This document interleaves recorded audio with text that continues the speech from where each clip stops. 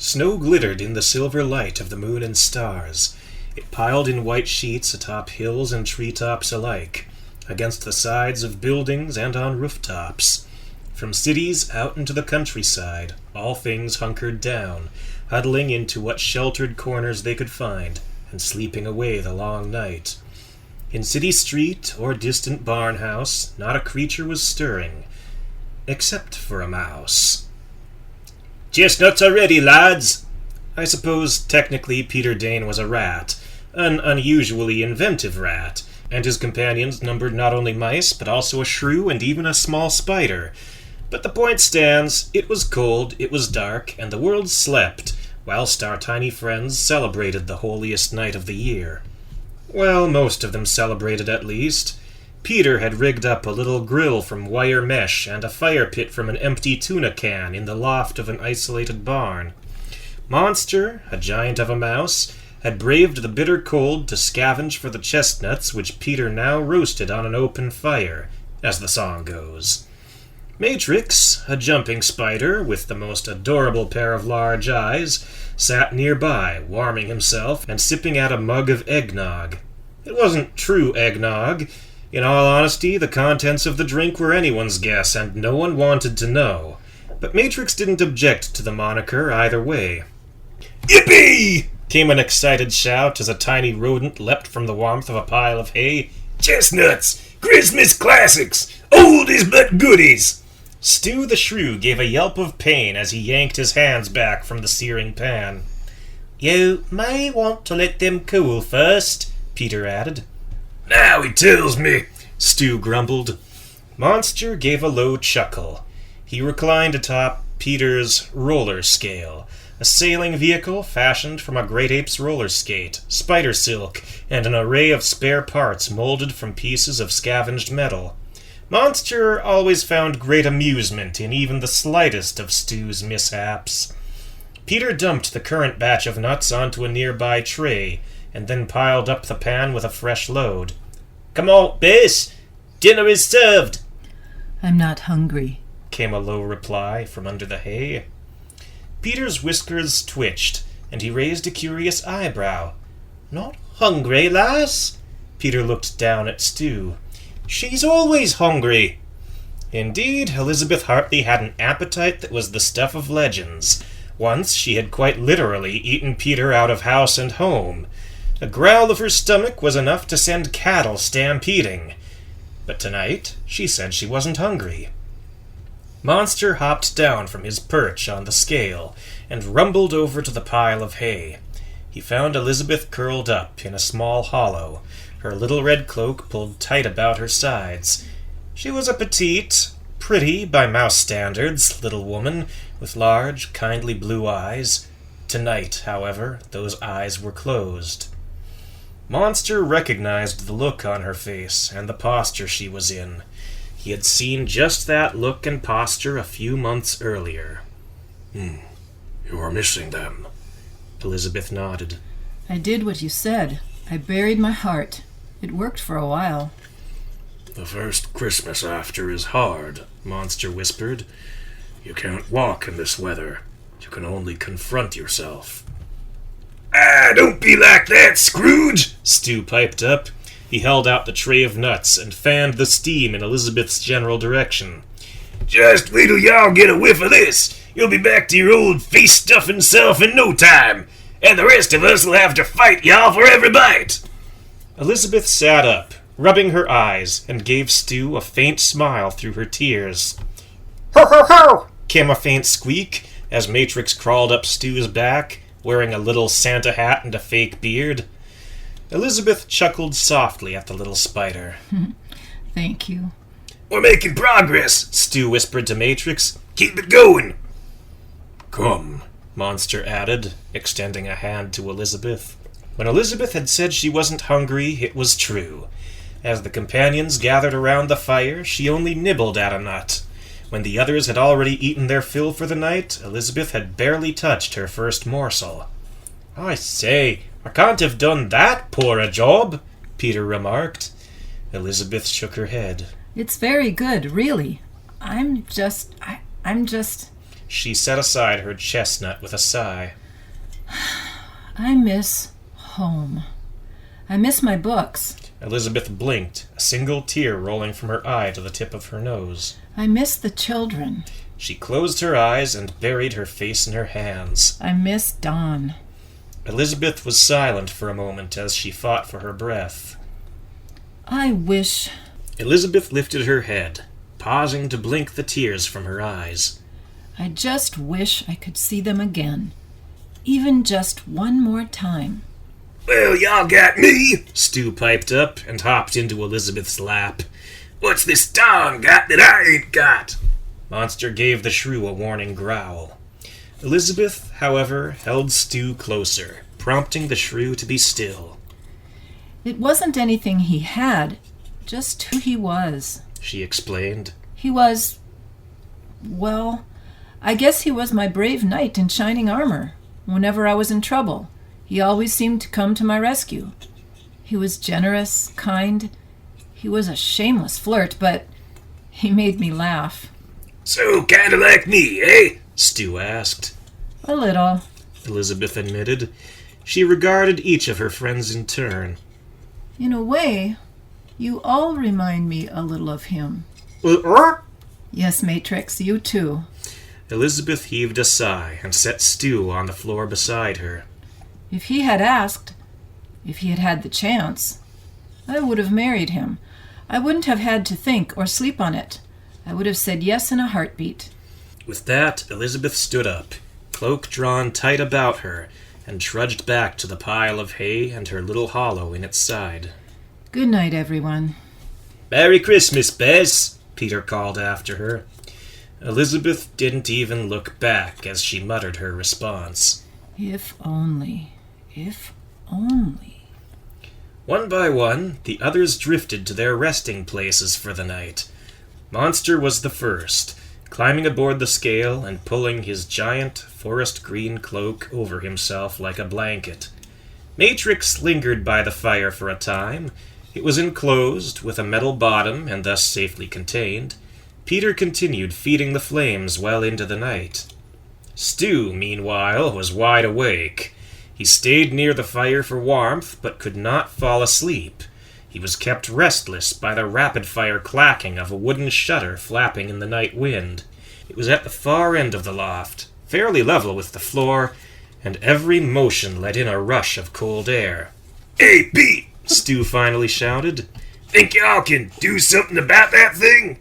"It's getting to be rather a nuisance, I must say." Peter rubbed his chin for a moment. "Well, let's have a look then, lad." As the rat and the shrew approached the offending shutter, however, it became clear that the object was far too large for even Peter to manage. "Terribly sorry," he remarked. "Given a day's work, I might be able to rig up something, but it's getting late. I'm afraid we'll just have to tolerate it." He patted Stu on the head, a gesture the shrew shrugged off with a grimace, and returned to his place at the fire. In the ensuing silence, broken by rapid sounds of flapping, Stu shook his fist at the shutter. "Oh, you! If I was a mite bigger, I'd give y'all what for!" The shutter's answer was simply to carry on, which served only to anger Stu further. Yet as he stood there, seething, something beyond the shutter caught his eye. He could just glimpse it between each flap.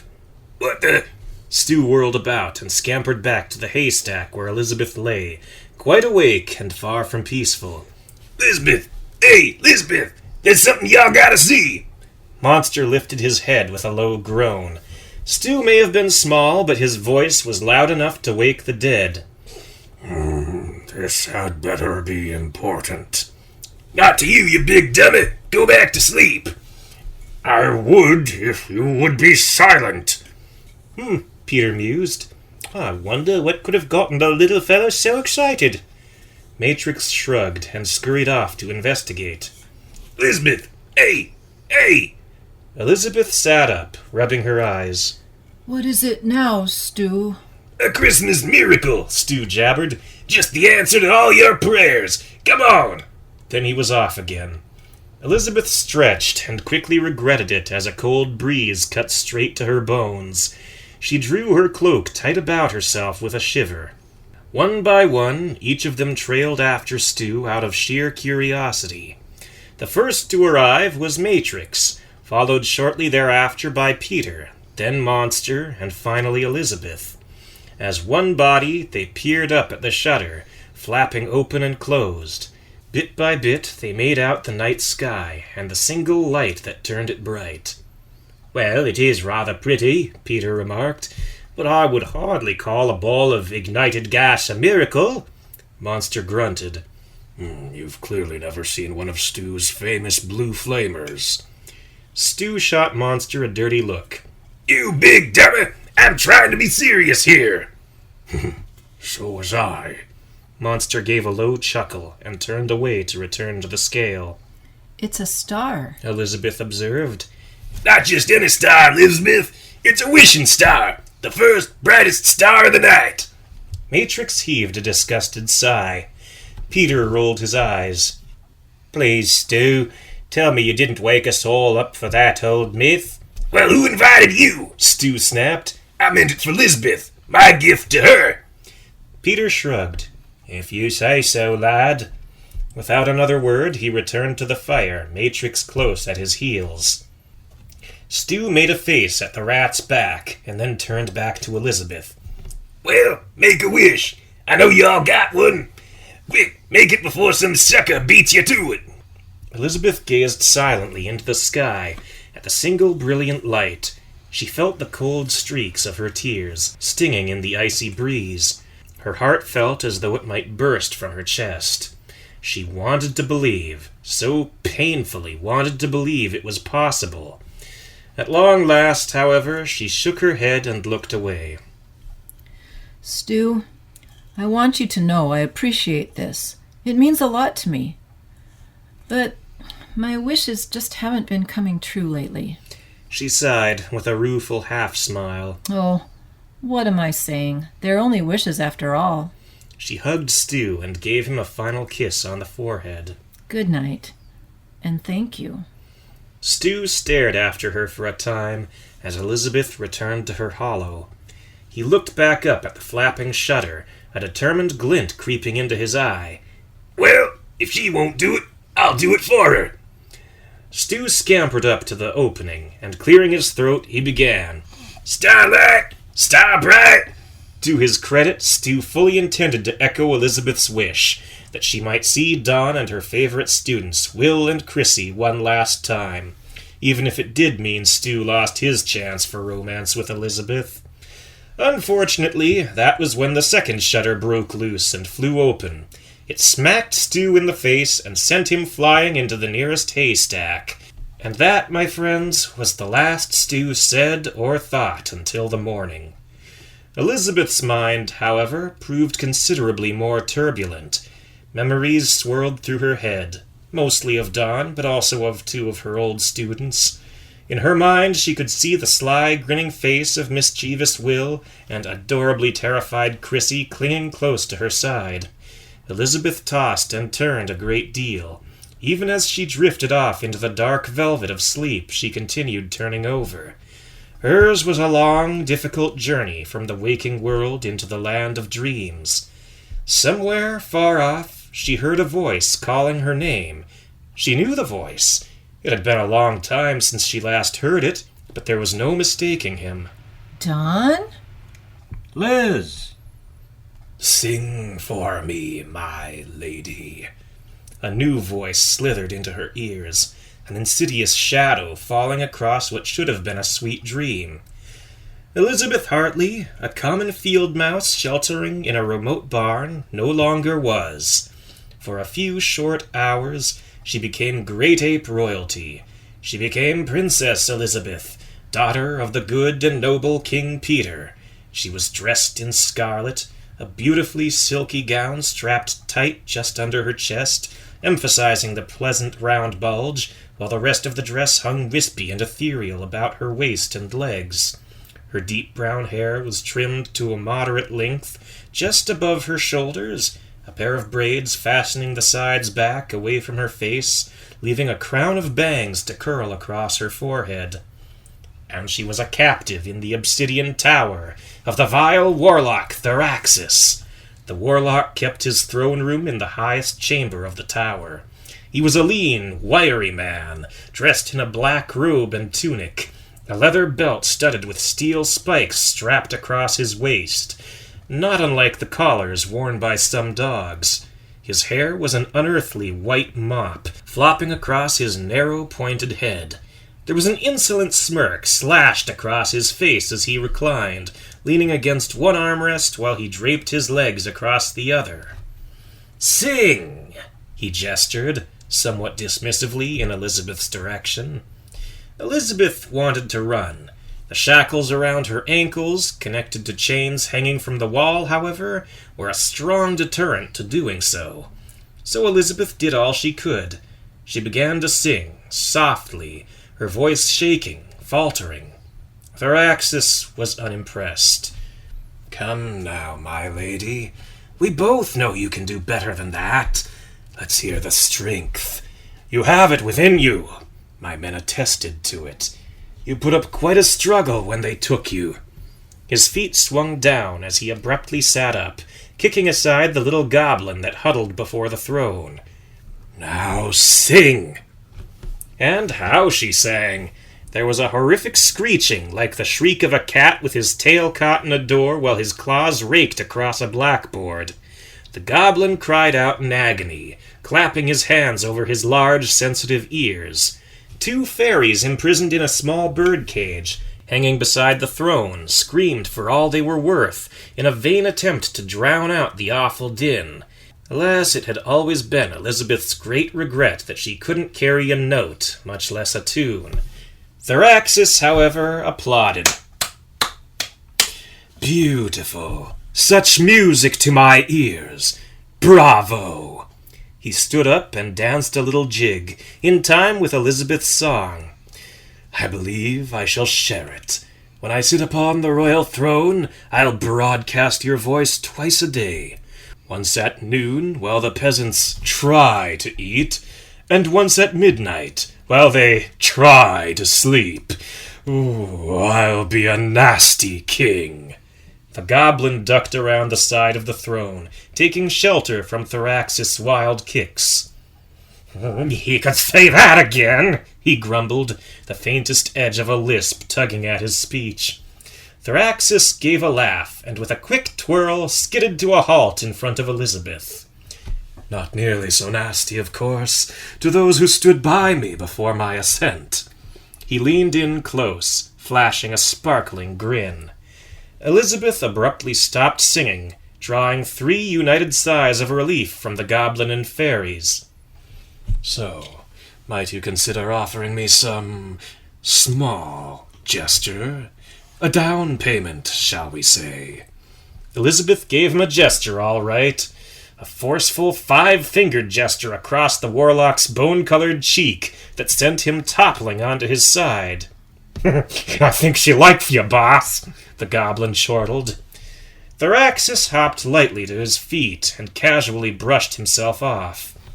"Really, my lady, if you're going to be my queen, and you are going to be my queen, it will be far more pleasant if we can be civil to one another."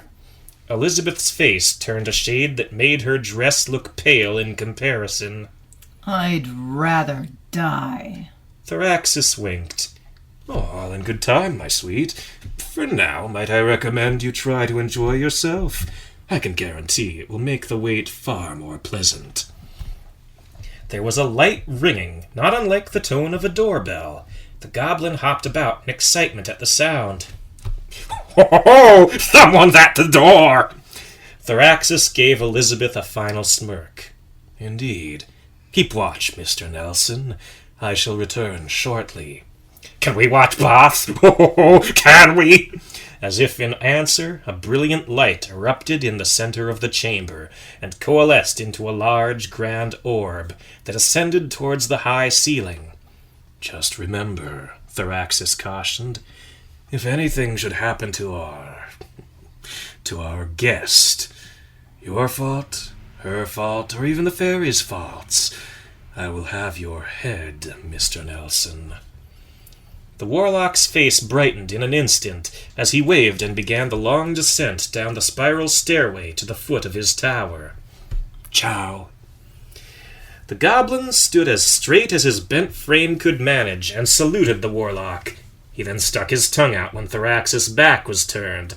Almost immediately, an image of the goblin appeared in the orb, prompting Mr. Nelson to clap both hands over his mouth. As if in answer, the warlock's laughter rang from the very walls of the chamber. A moment later, the image in the orb changed. It became a vision of a tall, dark mountainside, the obsidian tower rising from its peak, and a long, narrow, winding pathway snaking its way up the mountain. A forbidding wall encircled the tower, resembling a black crown on the mountain's pointed head. Then the image zeroed in. Now it focused on an obsidian portcullis, before which stood a lone figure. He was not a large man. He couldn't have been much taller than Elizabeth, but he exuded purpose and conviction. A forest-green cloak trailed from his shoulders, flapping in the wind with a strangely wooden clack-clack-clack. His ebony hair was trimmed short, and his face clean-shaven, save for a thin black mustache. In stark contrast to his swarthy complexion, his eyes shone a pale, icy gray. It was not a face Elizabeth had seen before, but the man's expressions, his posture, the distinctive manner in which he carried his longbow, and the bandolier slung across his chest with its many-sheathed daggers were unmistakable. Just beyond the portcullis, there was a flash of fire and a shower of steel blades, and there he stood, the warlock Thraxus, wearing that broad, insolent grin of his. Nice night for a walk, eh, sir? A little off the beaten path, though. The man beyond the wall, however, was not amused. I'm here for the princess. Thraxus crossed his arms and leaned casually against a non-existent wall. Yes, of course you are.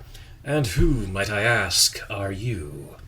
The man took a deep breath, his chest expanding with air as he prepared to launch into an epic mouthful of a self-introduction.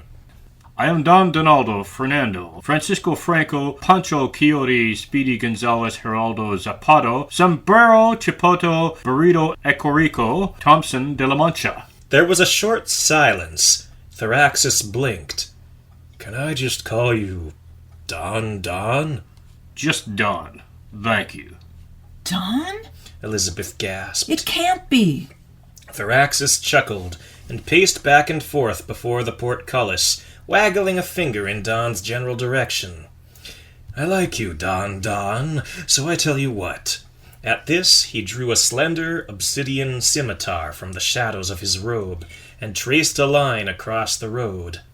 The princess is all yours, if you can make it across this line. Do we have a deal, Mr. La Mancha? Don rubbed his mustache, considering the offer. Don't do it! Elizabeth shouted. He's up to something. I accept, Don finally answered. Elizabeth clapped a hand over her brow, shaking her head in disgust. As if on cue, there was a great grinding of gears, and the portcullis slowly rose. Thraxus stepped aside and bowed to Don with a mocking flourish. For a long time, Don eyed the warlock and the ground before his feet. What's the matter, Don? Feet feeling a little chilly? Don fixed Thraxus with a steel gaze. There's a trick to this, isn't there? Thraxus laughed. Of course there is. I am a warlock, after all. That was when Elizabeth saw it. Look out! His shadow! Don took a tentative step forward, but his other foot simply refused to follow. Thraxus cackled at the hero's confused expression. Yes, they're very cold. One might even say, frozen. Don looked down and saw what had happened. In the time he hesitated, the warlock's shadow had grown long, extending beyond the portcullis. It now held his hind foot fast in one black hand, while the other reached for the remaining foot. Thraxus shook his head in mock disappointment.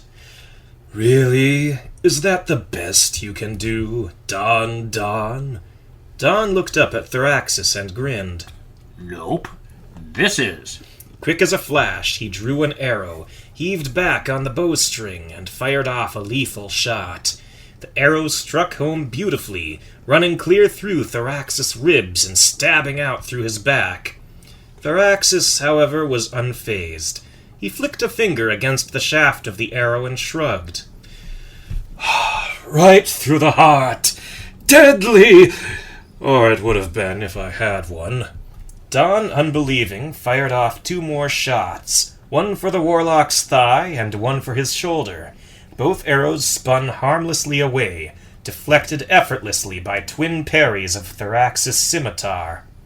Thraxus dusted off his sleeve with a smirk.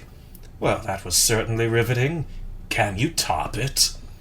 Both Elizabeth and Don stared, dumbfounded at the unharmed warlock, as he grinned, seemingly at both of them. Elizabeth's chest rose and fell with shallow, panicked breaths as she wrung her hands. And then she felt it, a tiny bit of silver hanging by a chain from around her throat, in a small but distinctive shape. Her eyes grew wide as her course became clear. Elizabeth wrenched the cross from around her neck, and with all her might she hurled it into the orb. Don! She shouted. Use this! For the first time, the image of the man in the orb looked directly at Elizabeth. His hand shot out, snatching the flying cross out of the air, and there came a terrifying wail of agony. The warlock's shadow shuddered, twisting and contracting, as if it had been struck a physical blow, and it released its hold on Don's ankles as it recoiled away from him. Steam issued from Thraxus' hands, and his previously bloodless wound burst into a crimson stream. "You can't do that!" the goblin shouted, pointing an accusing finger at Elizabeth. "It's against the rules!"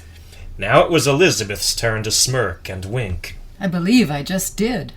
The goblin gave a shout of fury and charged for Elizabeth, fists swinging wildly. Elizabeth, however, easily held him at bay, simply pressing a hand against the little fellow's forehead. She heard a light jingle of metal amid the goblin's frantic motions. There was a ring of keys hanging from his belt. Elizabeth didn't even hesitate. With her free hand, she took hold of the keys, yanking the goblin's waist right out from under him. "What? No, those are mine! Mine!" The goblin kicked and flailed in vain as Elizabeth lifted him clear off the ground by his belt. Yes, they are, Elizabeth agreed. and you're welcome to them once I'm free. "Boss!" the goblin wailed. "Boss!" Yet as he looked up to the orb, an expression of immense terror filled the goblin's face. Don had broken into a mad dash, rushing under the portcullis and, incidentally, across the line in the road, while Thraxus was incapacitated. "He's making it to the tower! He's at the tower! He's in the tower!" The orb abruptly zoomed into the warlock's face, and he snarled down at his audience. "I am the tower!" The orb erupted into a burst of flame, and then the scene was simply gone. In the ensuing silence, there was a light click, a clatter of open shackles to the ground, and Elizabeth was free. The goblin moaned at each sound. "Oh, the boss isn't gonna like this!" From the fairy cage, there came the sounds of plaintive cries.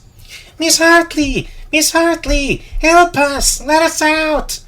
Elizabeth recognized the voices in an instant. Chrissy? Will? "Oh, no!" The goblin grimaced and held his hands over his eyes.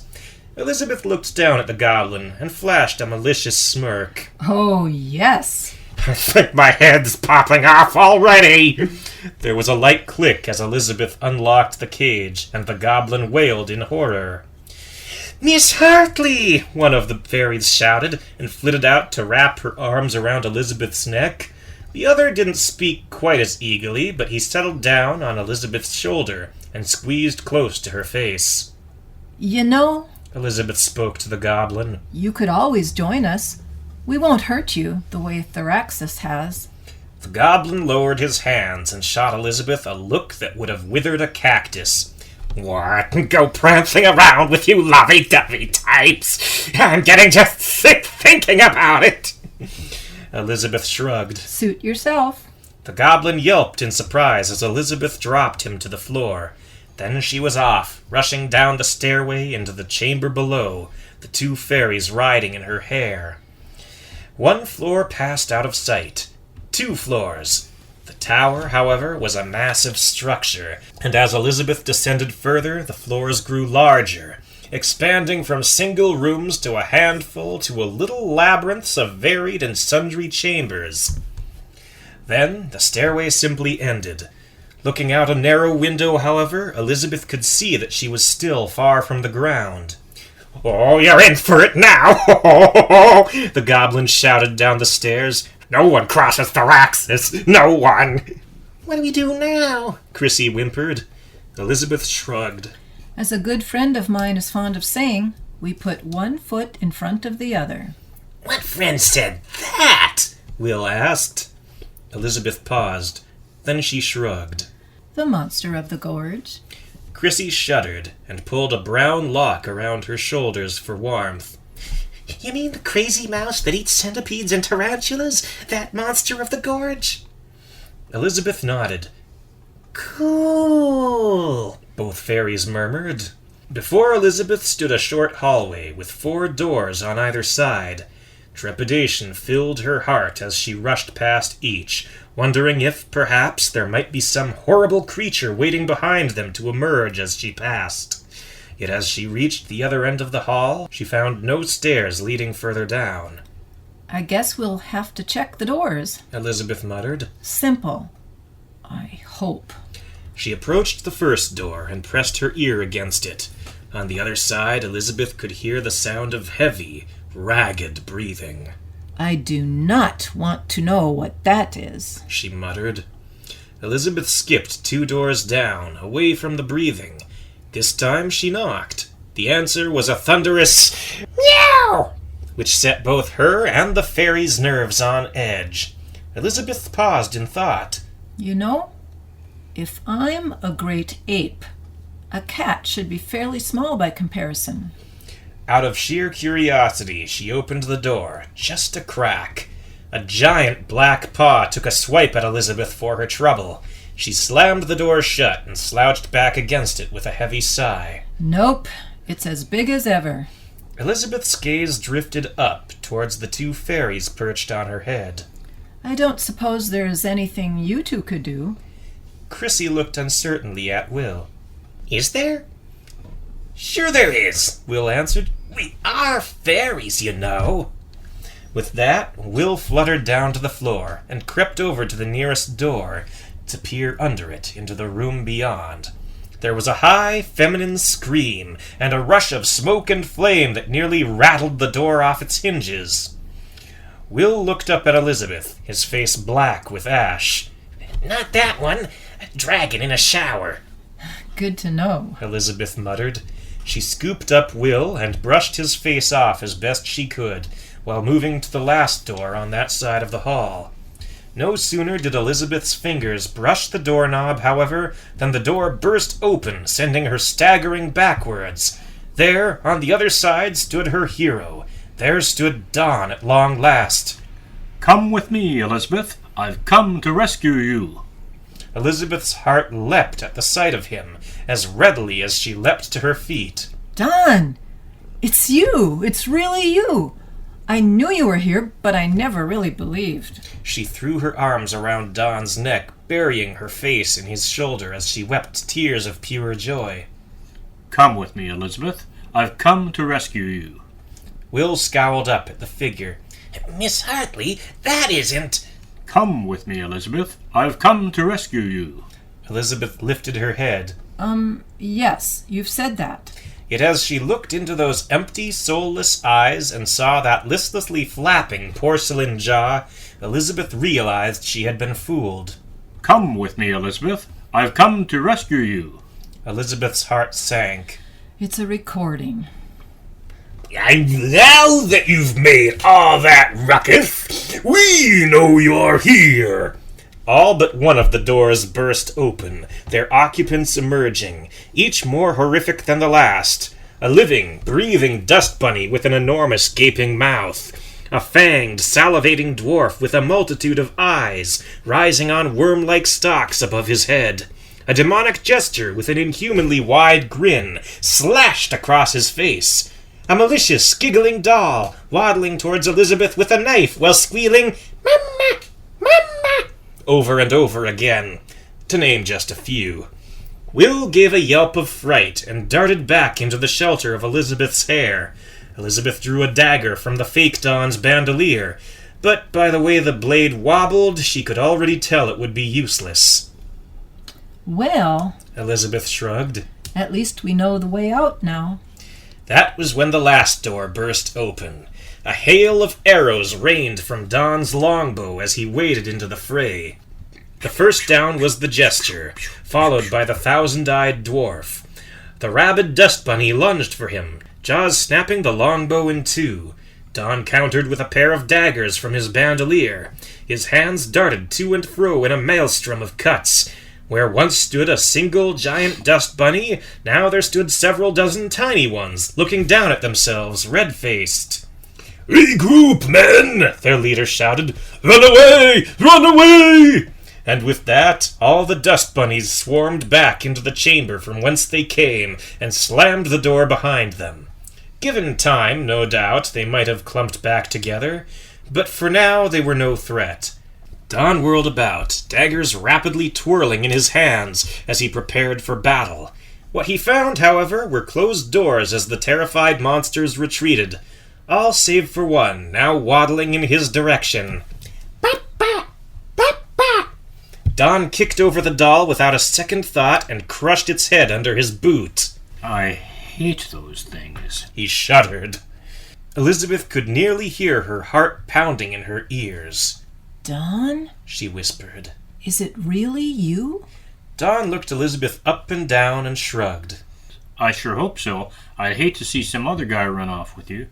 You make a real pretty grade ape, Liz. But as Don began to approach, Elizabeth held up her rubber dagger in a futile threat. How do I know you're the real Don? What are you? Don stammered. Well, how do I know you're the real Elizabeth, then? She answered him with her famous icy stare. Don coughed uncomfortably. Yep, you're the real Elizabeth, all right. After a moment's thought, he reached into his tunic and drew forth the cross on its silver chain. Well, look at this. You saved me with this thing, right? It cuts right through Thorax's spells, so I can't be fake if I have it, right? Elizabeth nearly bowled Don over as she rushed to wrap him in a giant bear hug. Right, Don concluded. I've missed you so much. Elizabeth exclaimed. Where have you been? What's happened to you? Well, as much as I want to answer, and ask you the same, don't you think we'd better get out of here first? Yes, of course. Elizabeth took a step back and a deep breath to steady herself. Don flashed a warm grin. I've missed you too, Liz. Now, let's go. With that, Don took Elizabeth by the hand and led off down the stairway. But as they descended, the entire tower shook. Shards of obsidian came loose from the ceiling, raining down like hail upon the fleeing duo, leaving their skins streaked with paper-thin cuts and their clothes badly torn. An evil laugh rang from all around them, rattling both the walls and the floor. "Ha ha ha ha ha! What, leaving so soon? Why, you've only just arrived." Don flung his cloak over Elizabeth as more shards fell from the ceiling. The stairs began to move and shift, the walls twisting and bending with them. "Perhaps I should make my tower more entertaining." You've done plenty, Don shouted back. It's just getting late, and her father will kill me if I don't get her back by 10. "If you insist, Don. But first, a proper send-off. A special little something just for the princess." That can't be good. Don muttered. Hush. Elizabeth whispered. Just lead on. Before long, the stairs opened up into a much larger chamber. Each corner was occupied by a door, including the one through which Elizabeth and Don entered. Each door was marked with a small inscription, though Elizabeth couldn't quite make them out in the dim torchlight from her distance. What is it with this guy indoors? Don grumbled. A little puzzle for your intellectual stimulation, the warlock's voice rumbled from all around them. Elizabeth's attention, however, was drawn to what occupied the center of the room, a large, broad table, occupied by a sumptuous feast, the like of which she could have scarcely imagined. Her eyes grew wide, and she found herself licking her lips as the mix of smells wafted to her nose. Liz? Hey, Liz. Elizabeth shook her head and glanced over to Dawn. You coming, or what? Elizabeth's stomach growled in answer for her. Dawn glanced to the table. Right. Just remember one word for me, okay? Mousetrap. Elizabeth nodded. Of course. No sooner had she said it, however, than her stomach gave a loud grumble. Mousetrap. Dawn repeated. Elizabeth nodded a final time, yet her gaze remained fixed on the table as Dawn led her to the first door. Will. Dawn called. Liz taught you to read, right? Will's little head poked up out of Elizabeth's hair and nodded. Can you give me a hand here? What about me? Chrissy exclaimed. I didn't think you had time to learn, Dawn answered. Oh, Bubby's been teaching me. Dawn glanced to Elizabeth with a smirk. Right. Well, let's see what you kids can do. The two fairies flitted up to the inscription and carefully studied the words written there. Chrissy squinted, concentrating. Open me? Will rolled his eyes. No, it says, the path to prosperity is long and narrow, the road to destruction wide and short. Chrissy frowned and set her hands on her hips indignantly. I still think it says open me. He said this was a puzzle, Dawn mused. Let's check out another door. There may be more hints there. Elizabeth closed her eyes and took a deep breath as she followed Dawn. Yet she could feel her stomach churning and whining, begging her for just a taste, just a single bite from that spectacular banquet. Chrissy mumbled, squinting at the next inscription. No shirt, no shoes, no service? Will shook his head, rubbing his temples. No. It says, whomsoever drinks of the forbidden wine shall incur the golem's wrath.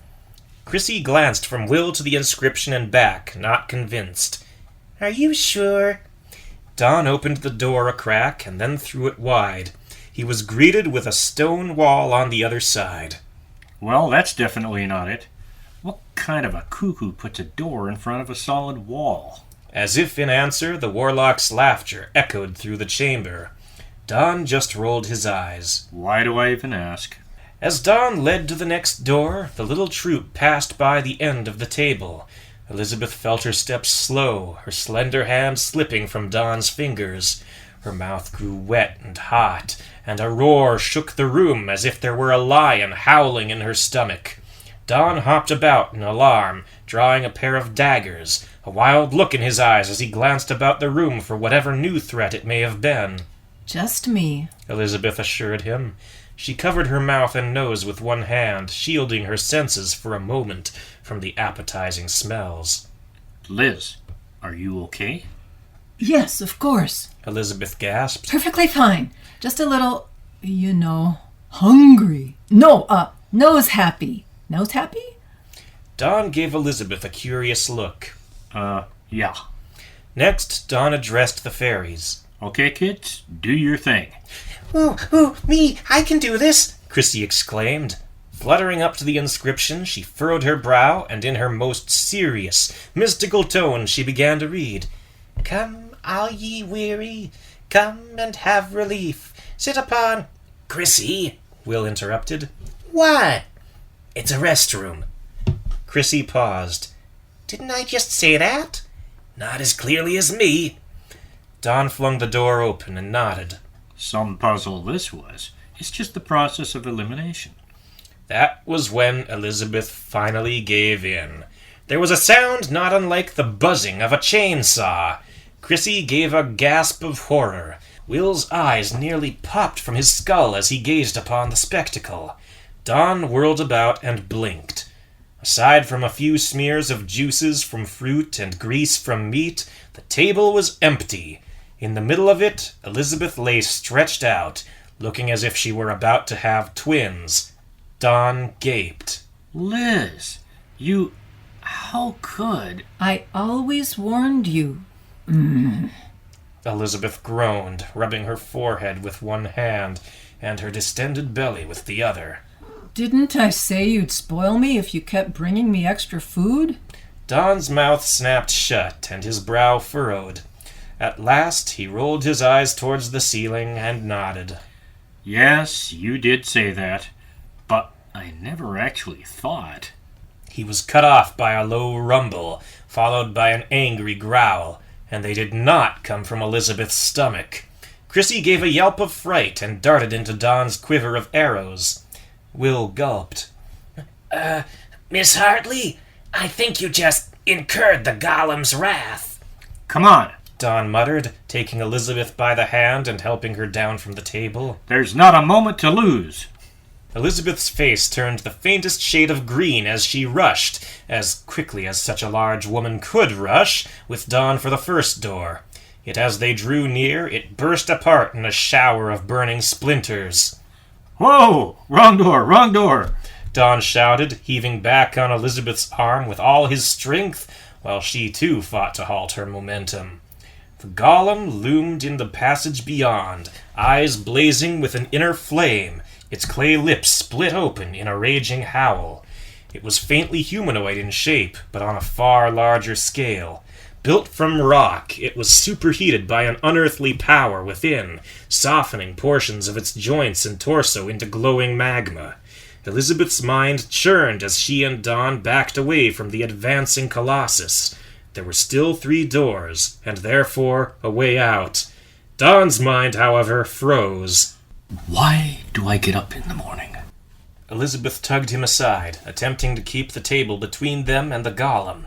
The golem, however, was having none of it. It brought down a flaming fist, dead center of the table, splitting it in 2, and shoved both ends in opposite directions. 3 doors. Elizabeth murmured. No 4. 4 possibilities. Elizabeth had to drag Don after her, as she made for the door to the restroom. Inside was a commode and a basin of fresh water. Perfect. Elizabeth grinned. She seized the basin and flung its contents into the golem's chest. Steam issued from the mighty stone shoulders, and the golem let out a shriek of pain, not unlike the whistle of a boiling teapot. As the stone cooled and hardened, it staggered backwards, allowing space for Elizabeth and Don to dart past, to the door beyond, the one with a wall behind it. The golem's eyes flared with renewed fury as they locked onto its prey. Elizabeth met its glare with one of her own, silently daring the golem to come after her again. Liz? Don asked. Shouldn't we, run? Yet, however much he pushed against her, Elizabeth's considerably increased bulk refused to budge an inch. Not yet. She answered. Wait for it.